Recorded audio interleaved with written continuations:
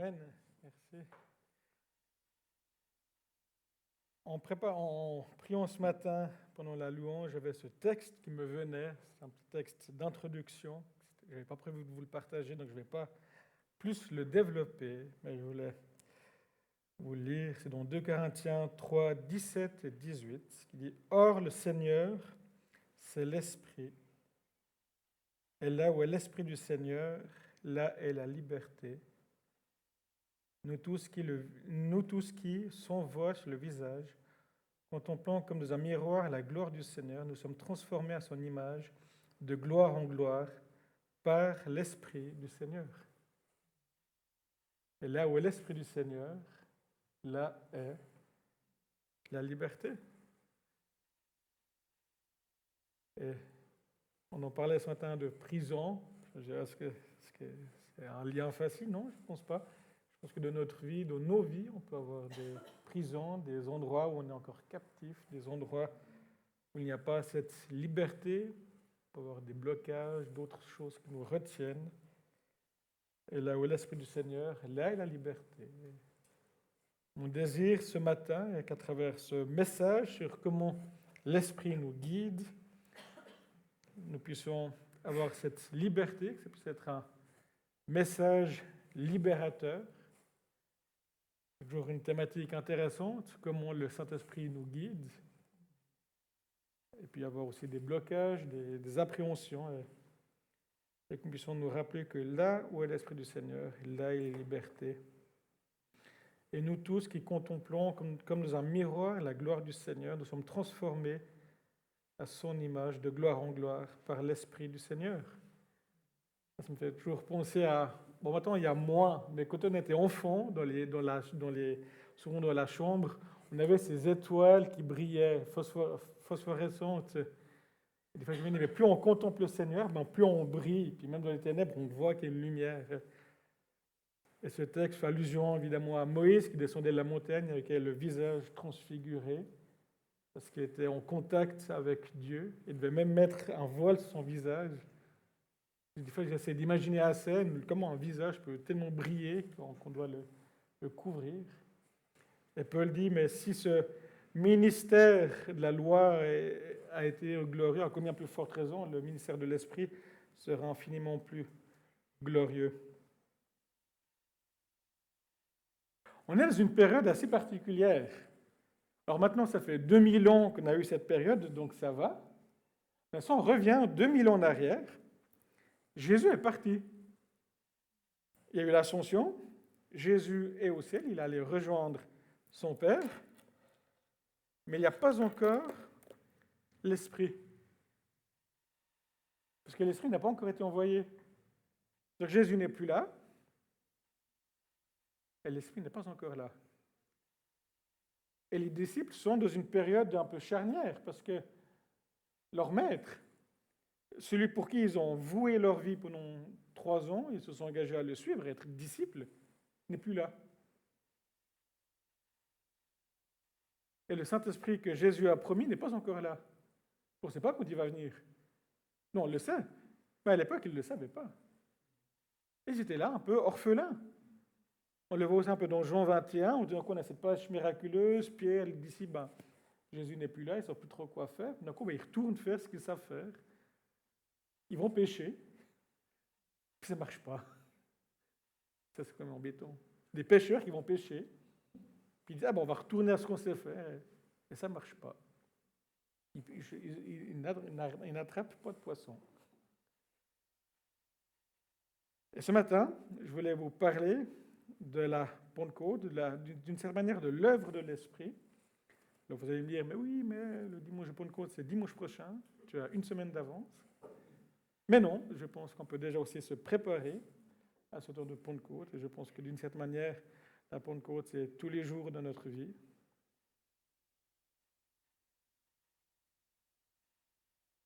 J'ai intitulé ce message « Comment l'Esprit nous conduit-il » Alors, j'aurais pu faire un message générique, qui est le Saint-Esprit, mais là, je voulais être plus précis. Comment l'Esprit nous conduit-il?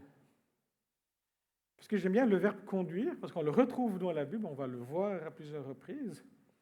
De cette manière, quand on conduit ou quand on est conduit, il y a un point A, il y a un point B, il y a un départ et il y a une arrivée. Et si l'esprit nous conduit, je pense que c'est bien de savoir d'où on vient, mais surtout où on va. Où est-ce que l'esprit nous conduit?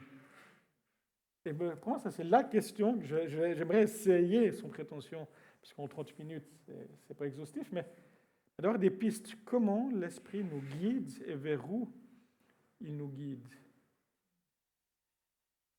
On a des injonctions dans la Bible. Soyez remplis de l'esprit, marchez par l'esprit, laissez l'esprit diriger votre vie. C'est des beaux leitmotifs, des beaux slogans. Mais concrètement, ça veut dire quoi? Comment le vivre?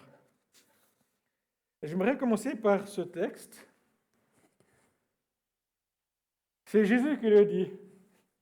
J'aime ce texte, parce qu'il commence en disant, si donc, tout mauvais, ou aussi mauvais que vous êtes, vous savez donner de bonnes choses à vos enfants, à combien plus forte raison le Père céleste donnera-t-il l'Esprit Saint à ceux qui le lui demandent?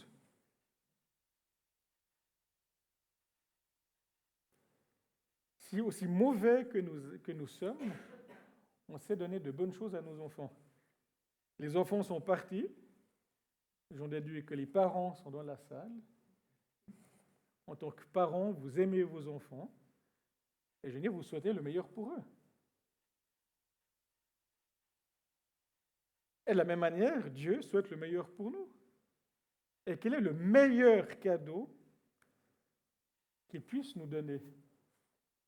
Alors non, ce n'est pas une grande maison au ciel, ce n'est pas une grande piscine dans l'éternité ou tout ce qu'on pourrait projeter. Et des fois, je trouve que les chrétiens sont un peu matérialistes. On se dit que tout ce qu'on n'a pas sur cette terre, on l'aura au ciel. Et on fait juste une projection de notre paradis terrestre, mais version spirituelle.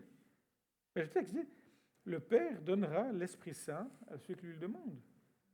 Et le Saint-Esprit est le plus beau cadeau que le Père pouvait nous donner. C'est nous donner son esprit. Et fois, je me pose ma vie, mais est-ce que le Saint-Esprit est la plus belle chose que Dieu m'ait donnée? Le fait que le Saint-Esprit habite en moi est le plus grand cadeau que Dieu puisse me donner.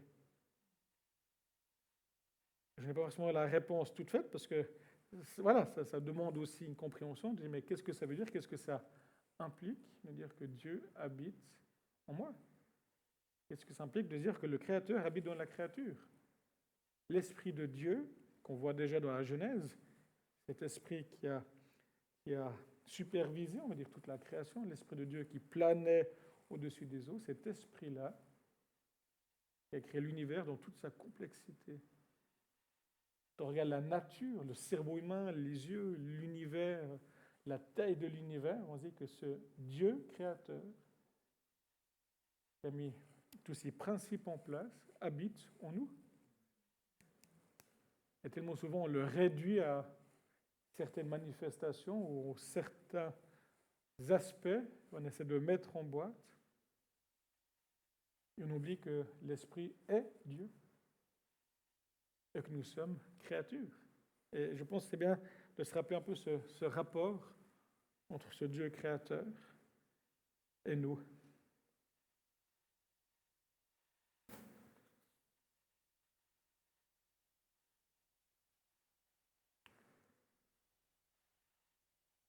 Dieu est le Saint-Esprit. Est-ce que vous reconnaissez ce texte? Qui ne reconnaît pas ce texte? Qui se dit, ah tiens, ce texte, je ne l'ai jamais vu. Levez la main. Alors, j'ai tourné dans l'autre sens. Qui reconnaît spontanément ce texte? Il dit, ah, mais ce texte. Ah, il n'y a pas beaucoup de mains. Ben, ce texte-là, je l'ai trouvé sur votre site internet. C'est la confession de foi. Donc, d'une certaine manière, implicitement, en fréquentant l'Église, vous acceptez ce que l'Église croit. Alors, il n'y a rien de surprenant dans cette confession de foi, donc il n'y a rien à dire. Ah, mince, je n'ai pas lu. Mince, maintenant que je me suis organisé. Non, oui. Je pense que si on va dans le 3/4 des églises, on regarde la confession de foi de l'Afrique, du réseau évangélique, à peu de choses près, on retrouve les mêmes éléments, peut-être avec dans un ordre différent, des synonymes différents, mais en fin de compte, c'est une confession de foi. Je veux dire que tout ce qu'il y a de plus normal. Donc, soyez rassurés. Mais c'est intéressant de voir dans une église qu'on a une confession de foi. On a bien énoncé qu'est-ce qu'on croit et pourquoi on le croit. Et je pense que cette confession de foi a été travaillée, mûrie, priée entre chaque mois. Qu'est-ce qu'on dit pas, ce qu'on dit, comment on le dit, ce qu'on dit pas, pourquoi on ne le dit pas, puis comment synthétiser. C'est intéressant, on voit, il y a Dieu le Père, Dieu le Fils, Dieu Jésus-Christ, et le Saint-Esprit, donc c'est bien dissocié, la Trinité, les rôles respectifs de chacun. Mais cette confession de foi dit, le Saint-Esprit rend actuelle l'œuvre du salut en Christ. Ok, ça, je veux dire, c'est la première partie. Il conduit à la repentance, il fait naître celui qui le reçoit à une vie nouvelle. Il unit tous les croyants pour former un seul corps. Par son ministère résident, il agit dans l'individu et dans l'Église. Il éclaire, il instruit, il fait croître, il qualifie pour le service et le témoignage. Alors, je ne suis pas là pour faire une étude de votre confession de foi, mais je trouve intéressant de dire Dieu et le Saint-Esprit, on reconnaît déjà qu'il est pleinement Dieu. Dieu, l'Esprit, Dieu, le Saint-Esprit. Et il est tout autant Dieu que le Père et que le Fils. Le message de ce matin, c'est comment l'Esprit nous conduit-il? Ça tombe bien, deuxième ligne, il conduit. Alors, il conduit à la repentance, premier point, et il fait aussi naître une vie nouvelle. Mais ça implique quoi, cette vie nouvelle? Dans votre vie, en quoi l'Esprit vous conduit à une vie nouvelle? Et qu'est-ce que ça veut dire, la nouvelle vie? On pourrait dire, il y a une vie nouvelle, c'est qu'il y a une vie ancienne. Il y a un avant, il y a un après. Et quel est l'avant et quel est l'après vers lequel l'Esprit nous guide? Il unit tous les croyants pour former un seul corps. C'est l'Esprit qui est aussi ce garant du corps du Christ. En tant que communauté, je veux dire en tant que communauté, dans cette communauté, vous êtes le corps du Christ. En tant que chrétien, nous sommes aussi le corps du Christ. Et en tant que chrétien au sens plus large, on est aussi le corps du Christ. Donc je pense qu'il y a plusieurs, on va dire, réalités du corps du Christ. Mais comme le corps, il y a une seule tête, Jésus-Christ. Mais on forme tous un seul corps. Et c'est cette réalité spirituelle que nous faisons tous partie du corps de Christ. Et je vais souvent prêcher dans des églises différentes. Et c'est intéressant de voir qu'il y a des sensibilités, des nuances différentes à travers ce même corps. Et pourtant, on a tous la même tête, Jésus-Christ. On a tous le même esprit qui nous unit. Et pourtant, il y a des sensibilités différentes. Il y a une dimension individuelle et il y a une dimension communautaire. L'individu est dans l'Église. Et je trouve que ces deux aspects sont aussi importants. Comment l'Esprit nous travaille en tant que communauté, mais aussi comment l'Esprit me travaille en tant que chrétien individuel. Et quelle est ma place? Quels sont les dons, les ministères que le Saint-Esprit a donnés pour équiper l'Église? On le voit dans la Bible, on va en parler plus tard. Il y a aussi des dons, des ministères qui sont là pour l'édification de l'Église. Il est clair, on pourrait parler de l'illumination de l'Esprit, je vais aussi brièvement en parler, parce que sinon le message ferait plus longtemps que prévu.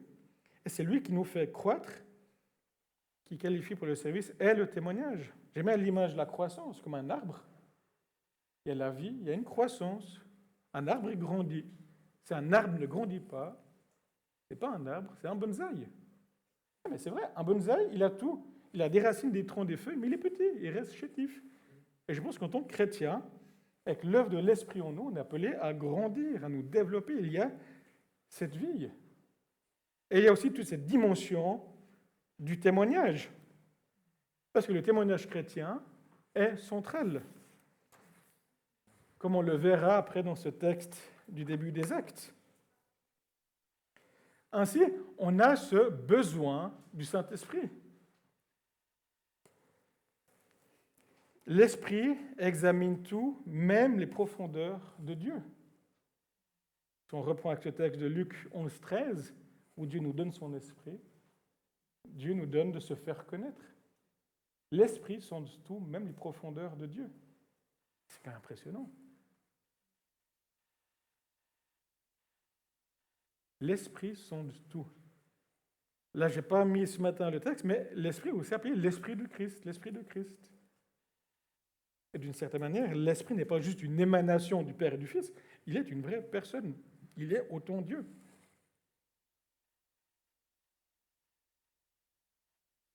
Et l'Esprit sonde tout. Et Paul dit, nous avons la pensée du Christ, parce que l'Esprit du Christ habite en nous. Et on verra plus loin aussi que l'Esprit pointe vers le Christ. Ça, c'est un de ses ministères, comme on l'a vu ce matin avec ce texte de Jean 16. Mais Paul nous rappelle qu'on n'a pas reçu l'Esprit du monde. On a l'Esprit du monde, la pensée du monde, mais nous avons reçu l'Esprit qui vient de Dieu afin de connaître les bienfaits que Dieu nous a donnés par sa grâce. Et là, on arrive dans une tension, d'une certaine manière, dans un paradoxe. On a l'esprit du monde, la pensée du monde, notre pensée humaine qui nous anime, parce que nous restons humains. Mais on a aussi l'esprit de Dieu qui habite en nous et qui vient renouveler notre intelligence, renouveler notre foi, renouveler qui nous sommes et qui nous conduit plus loin, qui nous amène de progrès en progrès.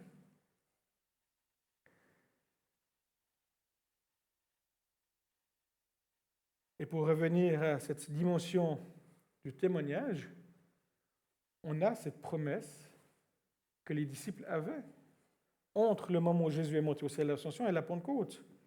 Il y a cette promesse dans les actes.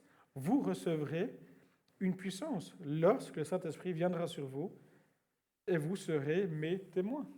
Après, il y a des cercles concentriques, Jérusalem, Judée, Samarie et jusqu'aux extrémités de la terre.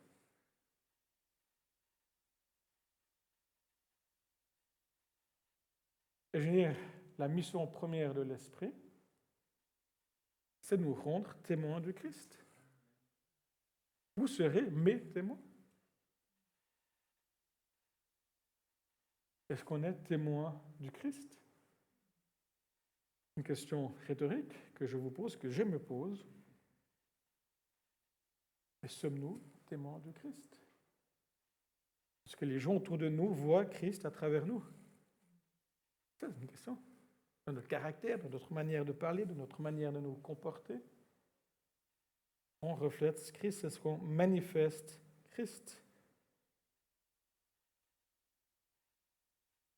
Avant d'entrer plus en détail, je vais encore prendre ce texte des Actes, qui, moi, à chaque fois, m'interpelle.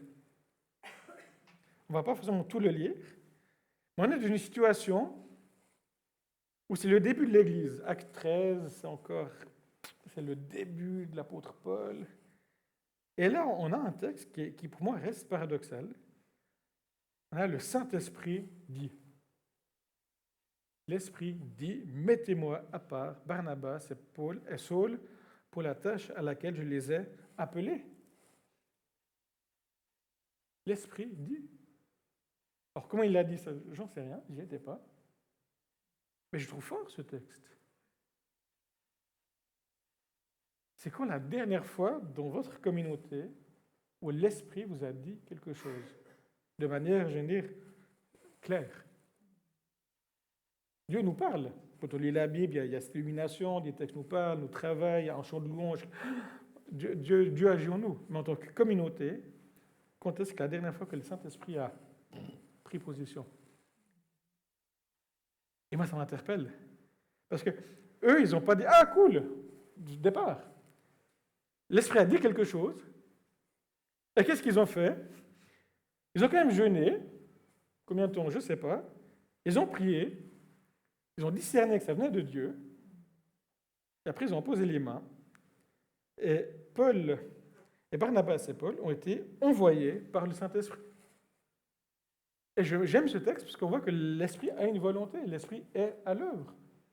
C'est l'Esprit qui conduit l'Église. C'est l'Esprit qui est le garant du corps du Christ. Pourquoi encore en 2026, on a encore des églises qui prêchent l'Évangile? Parce que l'Esprit est le garant de l'orthodoxie de l'Église. Ce n'est pas dire que tout est parfait. Mais l'Esprit est là pour faire en sorte que 2000 ans après, la Bible reste toujours la Bible, que l'Église reste toujours l'Église. Et puis, Combien d'associations, combien d'œuvres ont bien commencé, ont mal fini? Des œuvres humaines qui ont commencé avec un fondateur et puis ou une idéologie, puis d'un coup, au bout de quelques générations, quelques siècles, ça a disparu, c'est parti. Et l'Église, ça fait 2000 ans que ça existe. Parce que Dieu est à l'œuvre dans son Église. Et moi, j'ai des projets pour cet été, peut-être pour plus tard, je réfléchis.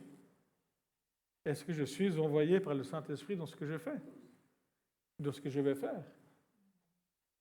Est-ce que dans ce que vous faites, par exemple dans ton mandat, dans ton œuvre, est-ce que c'est le Saint-Esprit qui t'a dit, mettez-moi à part, rappelle-moi ton prénom, René à part pour ce ministère. Et en tant qu'Église, vous jeûnez, vous priez, vous lui posez les mains et dites, René, on te libère, on t'envoie dans ce ministère que le Saint-Esprit t'a donné ou t'a envoyé. Et ce ministère ne vient pas de toi, mais il vient de Dieu, parce que c'est le Saint-Esprit qui te dit, je t'envoie. Ou quelqu'un d'autre. Toi, je t'envoie en mission, je t'envoie. Vous voyez ce que je veux dire? Et c'est une église, pour moi, il y a cette dimension missionnaire. Missionnelle où on envoie. On se dit, mais dans cette église, il y a trop de compétences. À un moment donné, c'est quand même dommage.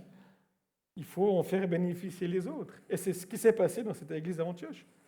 Je pense qu'il y avait trop de dons, trop de ministères. C'est quand même dommage. Il faut que les autres puissent en bénéficier.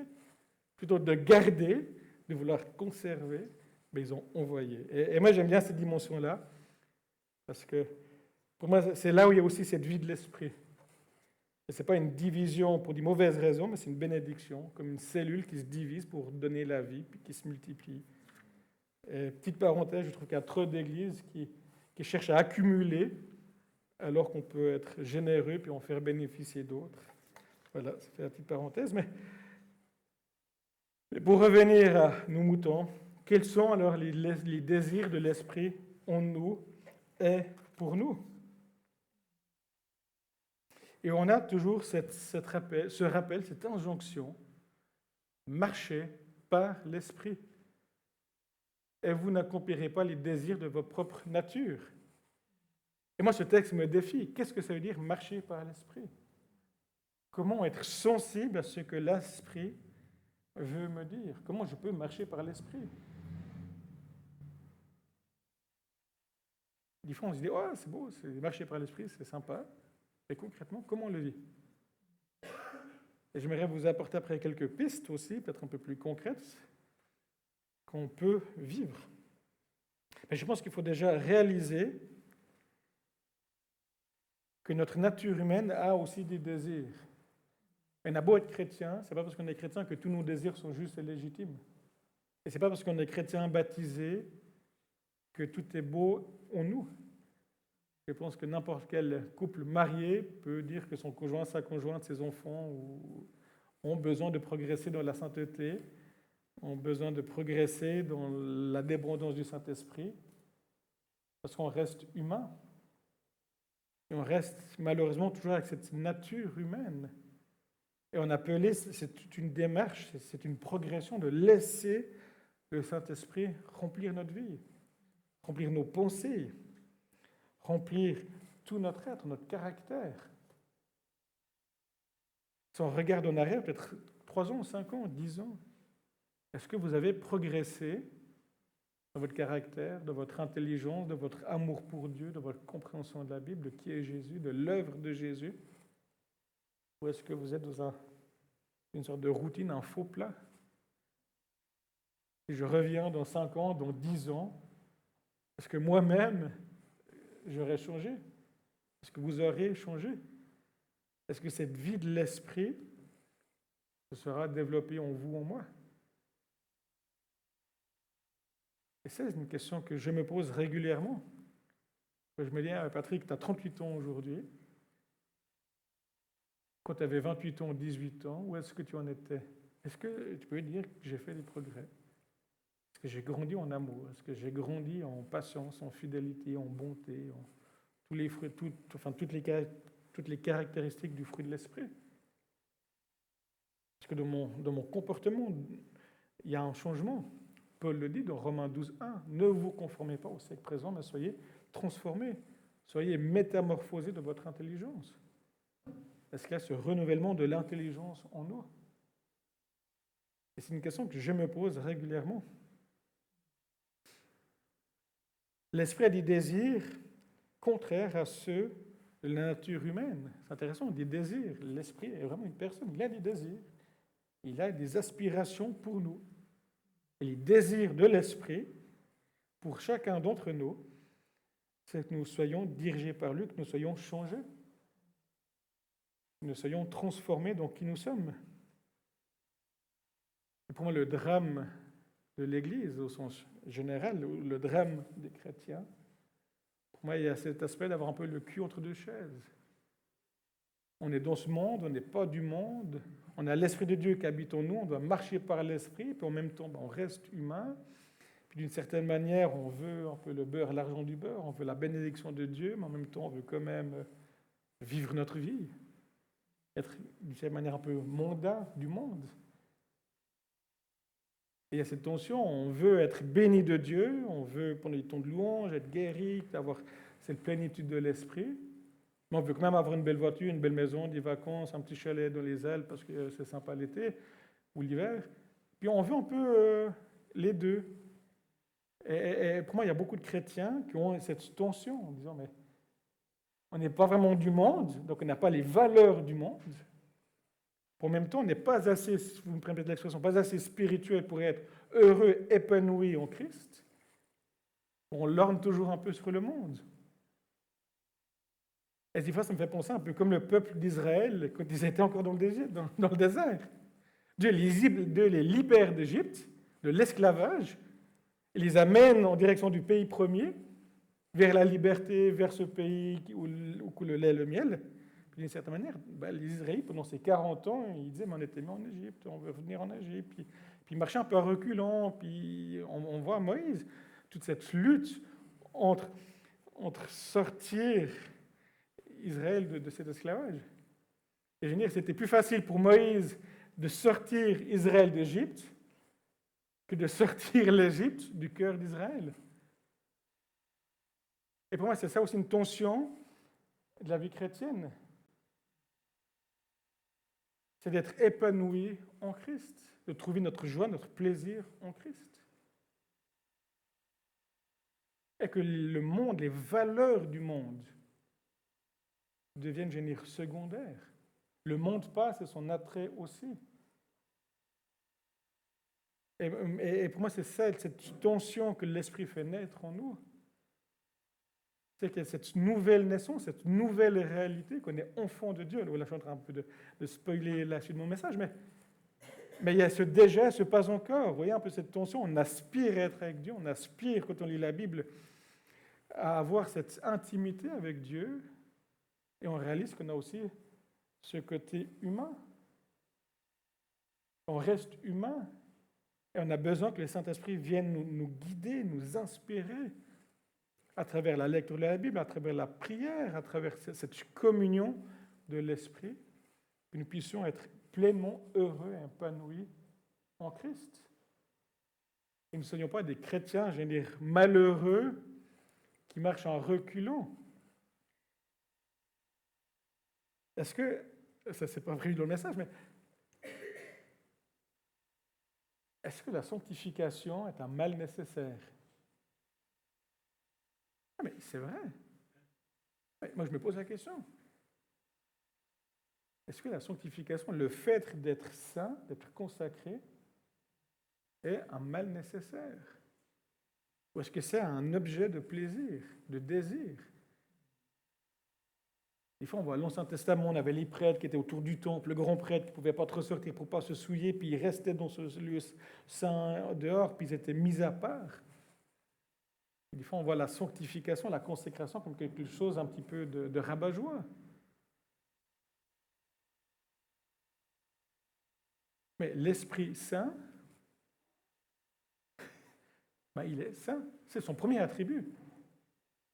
Ce n'est pas un esprit de joie, un esprit rigolo, un esprit je ne sais pas quoi. C'est un esprit saint. Et l'Esprit Saint, il est tellement saint, il n'est pas plus saint que le Père et le Fils, qu'on se comprenne, mais l'accent est tellement mis sur sa sainteté que c'est le Saint-Esprit. L'Esprit de sainteté. C'est le premier attribut qui correspond au Saint-Esprit, à l'Esprit. Et moi, ça m'interpelle dans ma propre vie. Si je dis je veux plus de toi, Saint-Esprit, qu'est-ce que ça veut dire? Si je dis marcher par l'Esprit, qu'est-ce que ça veut dire? Est-ce que c'est parce que je veux plus de signes, plus de miracles, plus de guérisons, plus d'onction? Est-ce que je veux plus de Christ, plus de sainteté, plus de consécration, d'intimité avec Dieu? Est-ce que j'ai envie du Saint-Esprit? Parce que si le Saint-Esprit vient, alors oui, le Saint-Esprit vient, mais il ne va pas me le laisser tel que je suis. Et c'est ça, je veux dire, d'une certaine manière, je ne dirais pas le drame, mais on veut le Saint-Esprit. On veut quoi du Saint-Esprit? Quelle image avons-nous du Saint-Esprit? Je crois encore pleinement aux miracles, aux guérisons, aux œuvres, aux manifestations de l'Esprit, clairement. Mais la personne du Saint-Esprit amène un changement radical dans la vie et nous rend conformes au Christ, qui était pleinement saint et parfait. Quand on a lu ce texte de Jean 16, Jésus dit, il puisera dans ce qu'il y a moi, il vous l'annoncera, etc., pour les choses à venir, mais ils nous rendent conformes au Christ. Est-ce qu'on a envie d'être conforme au Christ? Et ça, c'est une question que je me pose aussi dans mon style de vie, dans mes priorités, dans mes motivations profondes. Et c'est pour moi, c'est ce coût de la discipline, c'est ce coût de la vie chrétienne. On le voit dans ce texte. Alors, il y a toute cette dimension de l'identité, qu'on est enfant de Dieu. Ça, j'en reparlerai un petit peu plus tard. Mais le désir de l'Esprit, c'est de nous révéler Jésus-Christ en illuminant notre intelligence et notre conscience. Il y a ce changement, il y a ce renouvellement de l'intelligence. Quand le défenseur sera venu, l'Esprit de la vérité, il vous conduira dans toute la vérité. Et encore une fois, il peut croire tellement de mensonges, de fausses vérités, de demi-vérités. Et moi, je vous encourage à dire, mais Saint-Esprit, toi qui es l'Esprit de vérité, viens dans ma vie. Quand je lis la Bible, que ça puisse me changer. J'ai ce renouvellement, cette vision du monde différente. Viens me révéler les Écritures. Il dira ce qu'il aura entendu. Alors c'est bien, mais il a entendu quoi? Et il vous annoncerait les choses à venir. L'Esprit nous guide de la vérité, il nous annonce les choses à venir, il nous guide, il nous conduit dans notre vie professionnelle, dans notre vie de tous les jours. L'Esprit est là, il est à l'œuvre, il habite en nous. C'est notre plus grand associé. Moi, je dis souvent, Seigneur, qu'est-ce que tu en penses? Qu'est-ce que tu penses de cette situation? Saint-Esprit, qu'est-ce que tu penses? Comment tu vois les choses? Et moi, ça m'inspire. Je dis, ben, comment tu vois? Il y a des situations qui m'énervent. Je dis, Seigneur, comment toi tu vois? Comment toi tu réagirais à ma place? Montre-moi ce que ma manière de comprendre est juste, est-ce que ma manière de raisonner est juste? Est-ce que ma manière de me comporter est juste? Viens me changer parce que par moi-même, j'ai de la peine.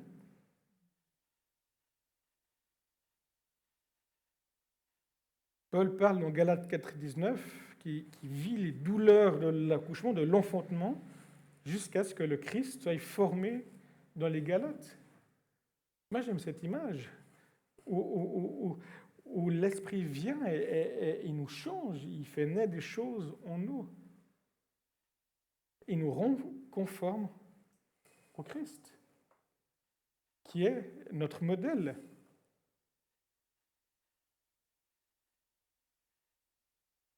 Il y a toute cette dimension qu'on voit dans Éphésiens 4,13, je n'ai pas le temps de développer, mais il est parlé d'être des adultes en Christ. C'est une question de maturité, une question de plénitude en Christ.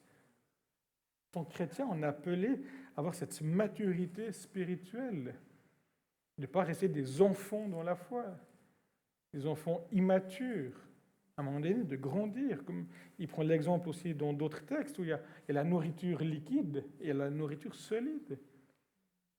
L'œuvre de l'Esprit en nous nous amène aussi à cette maturité. Et on grandit en Christ. Moi, je désire qu'à 48 ans, 58 ans, je puisse dire « Ah, mais là, je suis plus mature en Christ, j'ai plus d'expérience, j'ai plus de sainteté, plus de sagesse, plus de discernement, plus d'amour, de foi, d'espérance, de patience, de maîtrise de moi. » Je ne sois pas plus le même homme, à l'image du Christ, qui est le modèle par excellence de cet homme parfait auquel nous devons aspirer. Comme j'ai déjà développé, je ne vais pas trop le développer, mais il y a toute cette dimension de la sanctification. On est le temple du Saint-Esprit. Dieu habite en nous par son esprit. Dieu habite sur cette terre à travers les chrétiens. Dans l'Ancien Testament, il y avait un temple qui était fixe, qui était à un endroit, qui était après bâti à Jérusalem, et il y avait un lieu saint, il y avait un lieu très saint. Dans le lieu très saint, il y avait la présence de Dieu. Et Dieu était à un endroit. Et Jésus le dit, en tant que temple de Dieu par excellence, détruisez ce temple, je le rebâtirai en 3 jours. Et d'une certaine manière, on est aussi ce temple du Saint-Esprit. On est appelé à être ce lieu saint où Dieu demeure. Pierre dit qu'on a un royaume de prêtres, des sacrificateurs pour Dieu. Alors ça, c'est une autre thématique. Qu'est-ce que ça veut dire? Mais il y a cette dimension où Dieu habite en nous. Ah, ça s'interpelle, hein? Qu'est-ce que ça veut dire que Dieu habite en nous? Et ce n'est pas juste un bouton on-off le dimanche matin ou dans les moments de louange, on allume le Saint-Esprit. À la fin de la louange, on l'arrête, ou dans certaines soirées, on l'allume, on l'éteint. C'est un style de vie, un changement en profondeur. Dans ce texte-là, en rouge, il est parlé de connaissance, d'illumination, de compréhension, de sagesse, révélation, intelligence. C'est des termes forts. Quand l'Esprit vient, il ne nous laisse pas comme nous sommes. Il y a ce changement dans tous les domaines de notre vie. Dans notre compréhension du monde qui nous entoure. Je veux dire, dans l'actualité présente, que ce soit politique, géopolitique, financier, tout ce que vous voulez, en tant que chrétien, on est appelé à avoir cette espérance, cette compréhension, de dire, mais ok, Seigneur, tu es au contrôle. Il y a des choses qu'on ne maîtrise pas, qu'on ne comprend pas. On ne veut pas être apeuré comme le reste du monde. On ne veut pas être... je ne sais pas comment dire, je ne veux pas faire des comparaisons bêtes et méchantes, mais en tant que chrétien, on a cette espérance. On a Dieu qui habite en nous, ce Dieu d'espérance, ce Dieu de vie.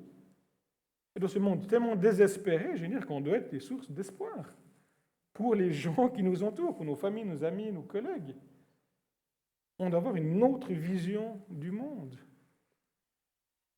Une vision basée, fondée sur la vision biblique de qui est Dieu, de qui nous sommes. Et des choses à venir, comme le rappelle aussi ce texte de Jean 16. Et là, on arrive au fameux fruit de l'esprit.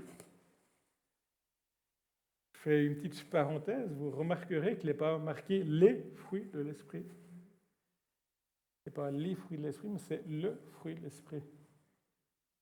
Ça veut dire quoi? C'est-à-dire qu'on ne peut pas dire « Ah, moi j'ai l'amour, mais je n'ai pas la joie. »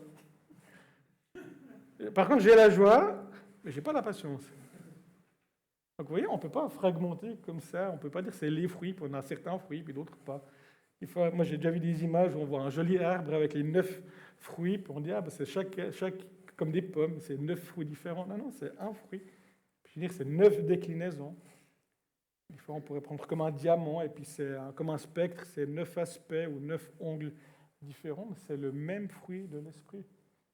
C'est-à-dire qu'on ne peut pas dire que j'ai beaucoup d'amour, mais par contre, je ne suis pas très bon, ou je n'ai pas de fidélité, ou des choses comme ça. La maîtrise de soi, toutes ces choses-là. Et Paul rappelle dans ce texte, « Or, ceux qui appartiennent à Jésus-Christ ont crucifié l'homme livré lui-même avec ses passions et ses désirs. » Juste avant, il fait une liste de choses de l'homme livré à lui-même. Et on voit qu'il y a de nouveau cette tension entre l'homme livré à lui-même et le fruit de ce que l'Esprit produit en nous. C'est ce que l'Esprit doit produire en chacun d'entre nous. Parce que l'Esprit est la source de notre vie. J'aime le mot source parce que le source, c'est l'origine. Une rivière, il a une source. C'est à l'endroit où l'eau sort de la montagne. Et l'esprit est la source de notre vie. J'aime cette notion aussi de vie. Et on doit se conduire, de nouveau, le verbe conduire, marcher, conduire, être guidé par sa volonté. Et on doit se laisser confronter par le Saint-Esprit pour pouvoir vivre ces choses. Génir de manière surhumaine, parce que humainement, on peut avoir une forme d'amour, de joie, de bonté. Un non-chrétien peut avoir de l'amour. Regardez le nombre de non-chrétiens qui font de l'humanitaire en Afrique, en Asie, dans d'autres pays, qui ont un amour débordant qu'on n'aurait pas forcément nous-mêmes. Je suis à Madagascar, j'ai vu des gens consacrer leur vie pour des causes. Je me dis, mais purée, est-ce que les chrétiens seraient capables d'aimer autant ces gens? Des non-chrétiens, qui ont des enfants handicapés, dans des handicaps graves, et qui ont un amour, je veux dire, infini pour cet enfant. Parce qu'en tant que chrétien, on a ce même amour pour nos parents dans leur vieux jour. Petite parenthèse. Mais vous voyez, donc on n'a pas le monopole de ça, mais l'Esprit vient renouveler, vient nous amener plus loin, vient nous amener d'une autre dimension qui n'est pas humaine, vient transformer toutes ces caractéristiques. Et qui dit fruit, dit aussi, il y a aussi les dons. Alors je ne vais pas trop développer cet aspect-là parce que, voilà, c'est un sujet qui peut, dans certaines églises, dans certaines communautés, certaines personnes, ne pas forcément faire l'unanimité, mais il y a un équilibre à trouver. Parce que tous ces dons font partie de la Bible, du Nouveau Testament. Il n'y a pas de raison de vouloir censurer la Bible. Pourquoi mettre l'emphase sur d'autres textes, puis de vouloir un peu minimiser certains dons? Et pour moi, ce qui est important de se rappeler, c'est que dans ces dons de l'esprit, il y a toujours cet équilibre à trouver. Comment vivre ces dons de l'esprit avec sagesse, intelligence, illumination, révélation? Et c'est une question que je me pose aussi dans ma propre vie.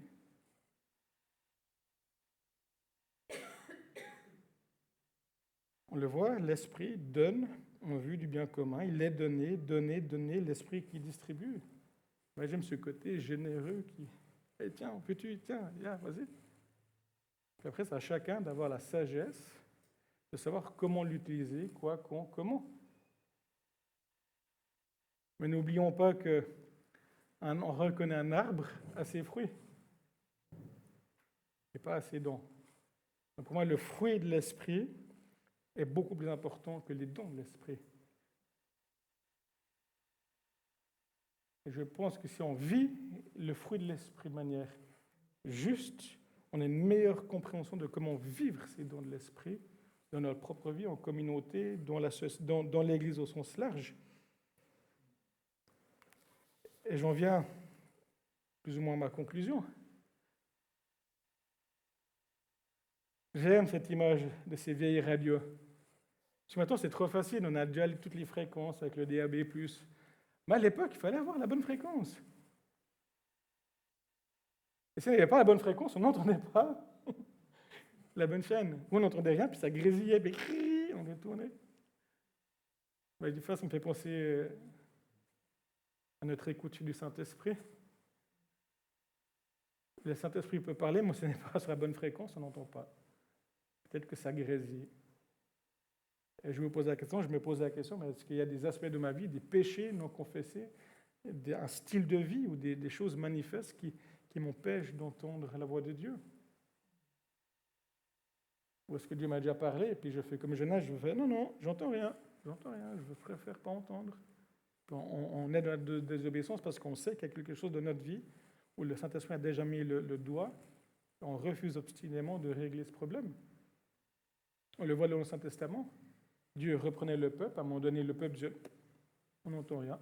Et Dieu se tue. Il y a eu 400 ans de silence.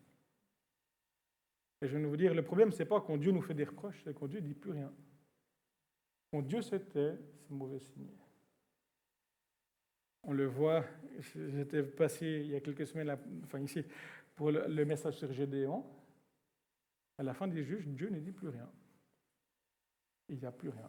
Et quand Dieu se tait, c'est mauvais signe.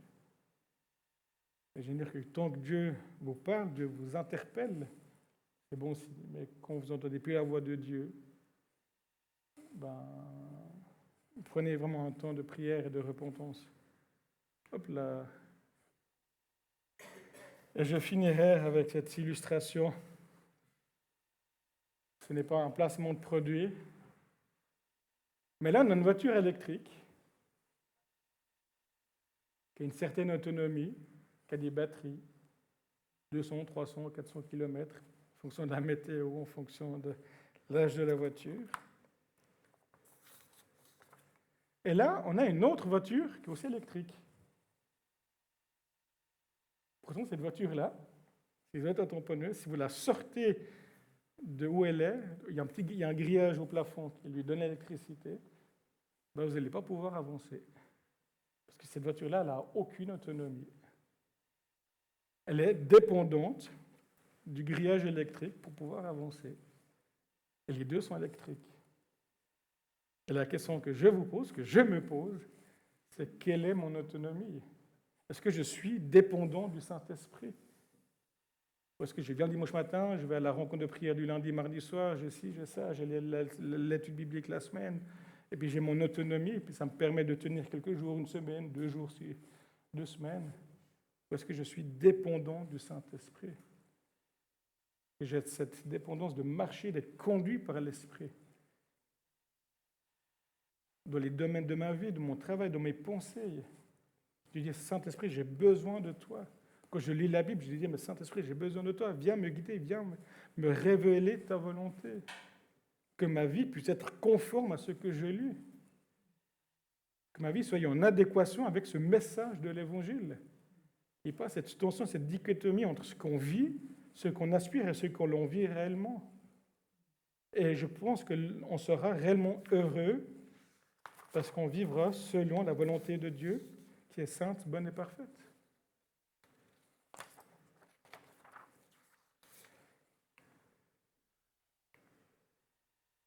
Et pour moi, avoir son esprit en éveil, c'est être sensible au Saint-Esprit pour discerner ce qu'il veut faire et comment.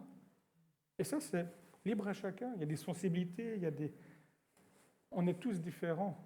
On a tous une intériorité différente, on a tous ce besoin du Saint-Esprit. La Bible dit, dans Luc 11, verset 13, « Demandez l'Esprit. Le Père donnera l'Esprit à ceux qui lui le demandent. » Je vous encourage à prier plus de toi, Saint-Esprit, dans ma vie. Plus de toi dans mes temps de prière. Plus de toi dans mes temps de louange. Plus de toi dans mes temps de lecture de la Bible. Dire, Saint-Esprit, j'ai besoin de toi. Viens me guider, m'inspirer.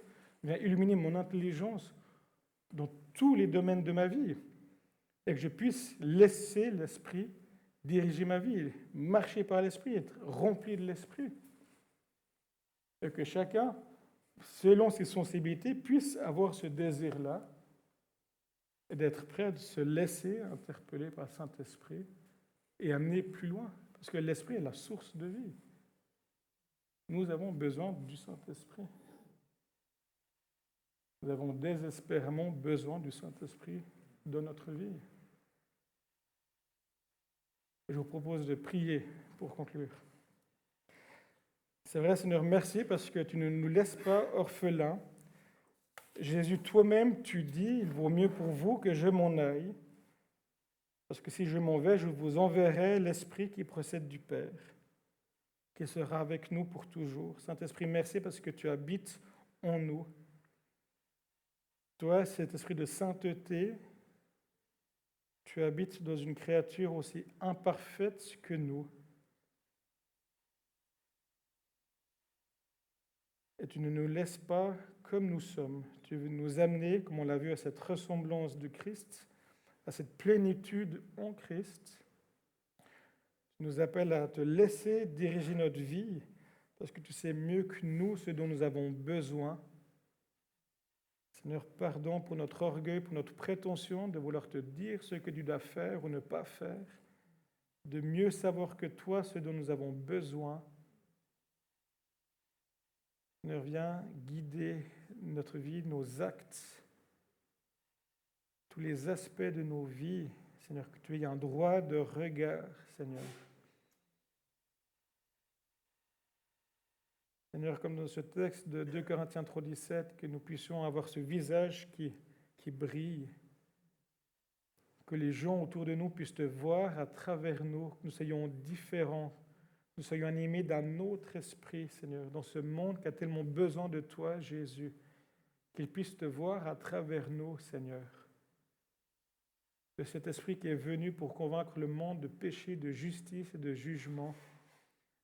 Seigneur, qu'à travers notre style de vie, le monde soit confronté, qu'il puisse te voir. Seigneur, que nous soyons ce parfum du Christ, ce parfum là où nous sommes, ces ambassadeurs, ces témoins de toi, comme dans ce texte des Actes, Seigneur. Que nous soyons des témoins, pas seulement par des belles paroles, mais par un style de vie incarné, où on te reflète. Jésus, nous avons besoin de toi. Plus de toi, Seigneur, dans notre vie. Plus de toi, Seigneur. Il y a toujours plus, Seigneur. Seigneur, pardon de toutes les fois où on se contente d'un peu, où on est satisfait, Seigneur. Que nous soyons reconnaissants, mais jamais satisfaits. Parce qu'il y a toujours plus de toi. On peut toujours aller plus loin avec toi, toujours plus profond avec toi, dans l'intimité, dans les temps de prière, de louange, de méditation de ta parole. Viens, Saint-Esprit, nous illuminer la parole, qu'elle puisse être vivante en nous, qu'elle puisse porter du fruit, qu'elle puisse s'enraciner en nous, Seigneur. Nous ne soyons pas de ces auditeurs oublieux qui lisons la Bible et on oublie ce qu'on a lu, comme le dit Jacques, ou celui qui lit la parole de Dieu, il est comme celui qui voit son vrai visage dans le miroir, mais s'il ne le met pas en pratique, il est comme un amnésique, il oublie à quoi il ressemble.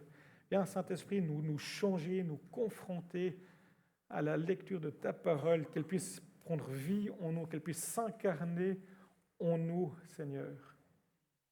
Jésus, toi-même, tu dis à la fin du sermon sur la montagne que celui qui écoute ta parole, mais qui ne la met pas en pratique, il est comme cet homme qui bâtit sa maison sur le sable. Mais celui qui écoute et qui met en pratique est comme cet homme sage qui bâtit sa maison sur le roc et il est inébranlable. Seigneur, que nous ne soyons pas des chrétiens oublieux, des chrétiens amnésiques. Viens, Saint-Esprit, nous rappeler encore et encore, Seigneur, cette vérité de ta parole. Amen.